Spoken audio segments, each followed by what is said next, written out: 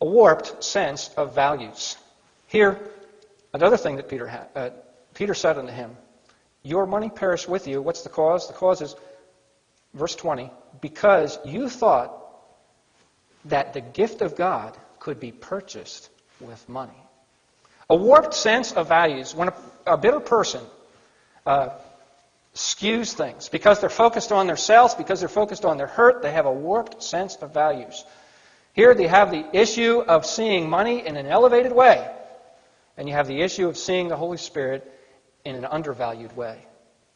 Isn't it true? Isn't it true that if we're bitter, we have a warped sense of values? We don't value the people around us. We don't value the others and their needs. We have a warped sense of values. We want what we want, and we don't want anybody to get in the way. Fourth thing here is a hard-heartedness. Not only is there a selfish focus, a demanding spirit, a warped sense of values, but a hard-heartedness. Verse 21, you have neither part nor portion in this matter, for your heart is not right in the sight of God. Your heart is not right in the sight of God. He had a hard-heartedness. Here, just think for a minute. In all the book of Acts, you have some really tough, hard-hitting rebukes. Peter had a sermon, and he called the Jews guilty for crucifying Christ. He was very pointed in his words. But there doesn't seem to be any more pointed rebuke than the rebukes that are here. He is saying to Simon, your money perish with you. Both of you go to destruction because you thought the gift of God could be bought with money. Your values were skewed. He is saying, you have neither part nor portion in this matter. He is saying to him, you are poisoned by bitterness and in the bond of iniquity. Very pointed rebukes. He gives him counsel. Repent and pray. And don't just pray for forgiveness, but pray if God will give you forgiveness. In other words, it's not a given that if you pray, He's going to give you forgiveness. Pray and beg that He would give you forgiveness because of the thing you've done. And what does he do with this? His heart is not right towards God.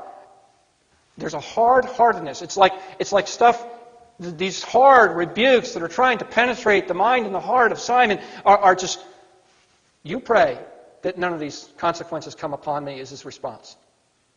What consequences? The only consequences that he's going to perish with his money. The other things are things that have already happened. Right? The fact that he's had no part or portion in this matter, he needs to repent. He needs to pray. My point is that even with this harsh and even merciful, really rebuke, I mean, it wasn't like Ananias and Sapphira where they dropped dead. He was given the opportunity to repent and to pray by Peter. There's kind of a mercy here, but these rebukes are harsh, but there's a hard-heartedness. It doesn't penetrate. So often with bitterness, there's a hard-heartedness. Are our hearts right before God? It's a good question we need to ponder. I hardly can think of a situation where you would go to a hospital and they would tell you that your arteries are clogged, that a heart attack is imminent, or that your heart is bad and that you need a heart transplant, and you would walk out of there and say, I don't need it. A heart that is not right towards God needs to be transplanted. It needs to be dealt with. It needs to be sought. There needs to be seeking after God. If our hearts are not right toward God, we need to seek God. The fifth consequence of bitterness is a growing poison. Verse 23, for I see that you are poisoned by bitterness. Poisoned by bitterness. This gall of bitterness is an idiom, peculiarly envious and respectful. It really goes back to Deuteronomy chapter 29 and verses 17 and 18 and talks about Israel's idolatry.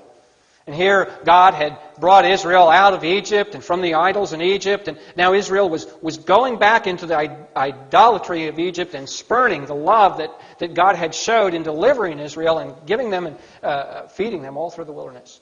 And they were polluting their mind and heart with idolatry. And that was the gall of bitterness that's referred to here. So really, bitterness ultimately is idolatry. Idolatry of self. Simon was idolizing himself. And when we are bitter, we idolize our own needs. We think these losses are our needs, and we idolize ourselves, and we don't give God the time of day. So we have a growing poison. And isn't it true? Isn't it true that poison, bitterness, is a poison which grows? A rattlesnake is if cornered, will sometimes become so angry that he will bite himself. That is exactly what the harboring of hate and resentment against others is. A biting of oneself. A growing poison within, like a rattlesnake getting cornered and being so angry, biting oneself. Somebody said that bitterness hurts you more than it hurts anybody else, and it's true. The sixth and final consequence of bitterness is a binding unrighteousness. It says, bound by iniquity. In the original language, the word is just unrighteousness. It's the word righteous with an A in front of it, which means, like in English, that would be UN, unrighteousness. He's bound by it. Bound by this unrighteousness. When a person is bitter, there is a consequence. There's a binding, being bound, being poisoned in bitterness, hardness of heart, and those other consequences that I mentioned.